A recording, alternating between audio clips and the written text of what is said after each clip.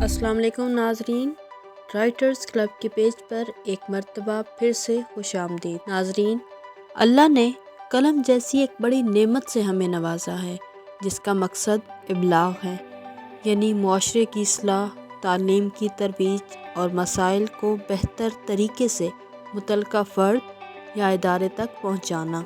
तहरीर के मकसद का तयन करने के लिए इसकी सिन्फ का तयन किया जाना भी बहुत ज़रूरी है। आपको मालूम होना चाहिए कि आप मज़मून लिख रहे हैं, फ़ीचर, कॉलम या फिर अफसाना। तहरीर की सिन्फ का तयन करने के लिए तमाम असनाफ़ के बारे में बुनियादी मालूमात का होना अज़हद ज़रूरी है।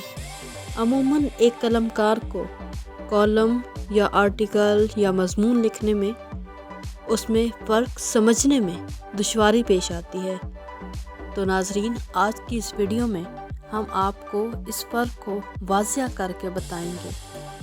अगर आपने अभी तक हमारा चैनल सब्सक्राइब नहीं किया तो इसको सब्सक्राइब कीजिए ताकि अगली आने वाली तमाम वीडियोस की नोटिफिकेशन आपको मिल सकें।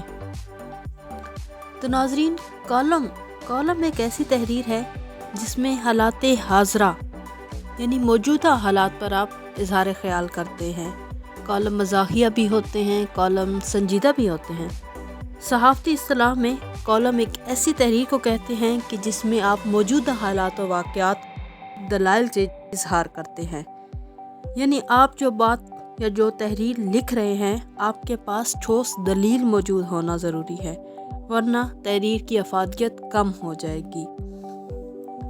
जबकि मज़मून जो है वो एक सदाबहार तहरीर है जिस पर आप जब चाहे लिख सकते हैं। ऐसे मौज़ूआत इनकी अहमियत हमेशा बरकरार रहती है, जैसे तालीम व तरबियत, वालिदैन का एहतराम, सोशल मीडिया, इसके फ़वाइद व नुक़सानात या सेहत के हवाले से कुछ भी अहम बातें। इन तमाम मौज़ूआत पर आप जब भी लिखेंगे इसकी अहमियत कम नहीं होगी। इन पर जब जब लिखा जाएगा इनकी अहमियत बढ़ेगी, कम नहीं होगी। तो ये तहरीर मज़मून कहलाएगी। जबकि कॉलम सिर्फ ताज़ा या मौजूदा करंट सिचुएशन पर लिखा जाता है।